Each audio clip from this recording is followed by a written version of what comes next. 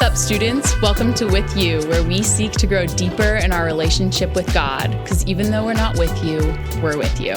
We're your hosts, Tony and Phoebe. Yesterday, we opened up our Bibles to Psalm 100, and we actually even prayed through Psalm 23. And Tony left us with this question of, what are some of the reflections or mirrors that we most commonly look to? And today is Monday, therefore we're looking at the background, the context of the passage, and specifically looking at verse 3. Let me read it for you again, which says this in Psalm 100. Know that the Lord, He is God. It is He who made us. We are His. We are His people, the sheep of His pasture. Phoebe, I think I've heard before that to be called a sheep, it can be sometimes considered an insult. Is that true? Yeah, it is actually a little bit of an insult. And so I'd like to hear you use it at some point in the next week. You're such a sheep. Because it really is a little bit of an insult. Sheep are actually really not very smart animals. And sheep are incapable of defending themselves. They're also not able to get up after they've fallen without any help. And they are horribly, horribly directionally challenged. They're notorious for following whoever is leading. And there's actually this story of a shepherd who puts a rope across the exit of his barn, and he opens the door to let the sheep out, and the sheep begin to jump over the rope in order to get out of the barn. He then cuts the rope, so there's no barrier for the sheep anymore. There's no need for them to jump, but the sheep continue to jump over an invisible rope because that's just what the sheep in front of them was doing.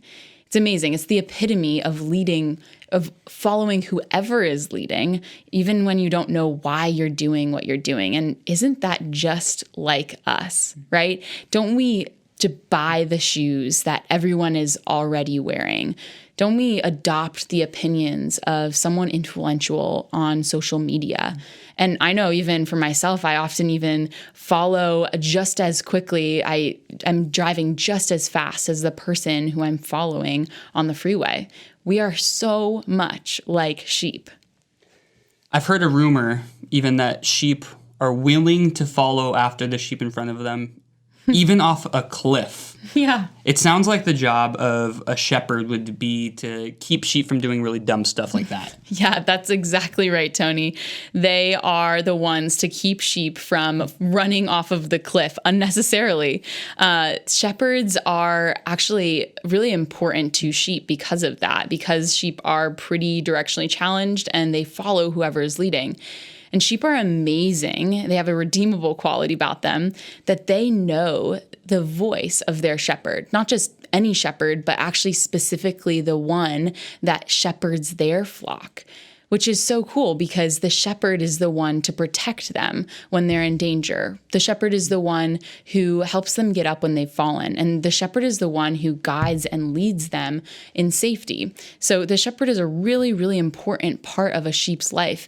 And in fact, the sheep are priceless to the shepherd. It's not just anyone coming in here and leading sheep. The shepherds consider these sheep as their own. And it's amazing because we even read in Matthew chapter 18 this story of a shepherd who will leave his flock in order to run after and find the one lost sheep and bring them back to safety into the fold. And so it's an amazing story of how priceless and precious sheep are to shepherds.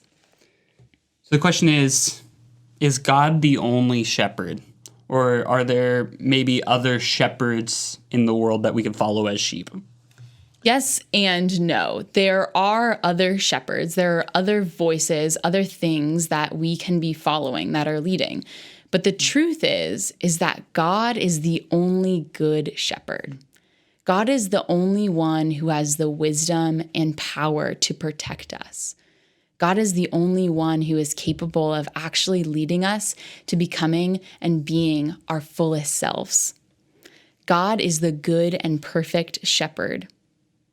And God is amazing because he actually knows each of his sheep and their names, and he is running after those that are lost, just like the shepherd we read about in Matthew 18. God is the only good and perfect shepherd. And this is really good. As we read in Psalm 100, verse 3, it is he who made us and we are his people and the sheep of his pasture. It is he who made us. Our shepherd made us. And as we read in Genesis, God actually created us to reflect him. In Psalm 139, we read that God knit us together in our mother's womb. Even in Ephesians 2, we read that before we were even a thought in anyone's mind, God knew us fully. He names us as his. He created us. And it is God who made us. We are his. So maybe in summary for you guys, we talked about how we are like sheep. We're going to follow the voices that are around us, but we see that God is the only good and perfect shepherd, and that this is good news for us because he leads us to our fullest selves. Yeah, tomorrow, Tony's going to dive into the main point of Psalm 100 as we are identified as the sheep of God's pasture. Remember, let's be real with one another and before God as long as it's called today. It was great to be with you. Take care.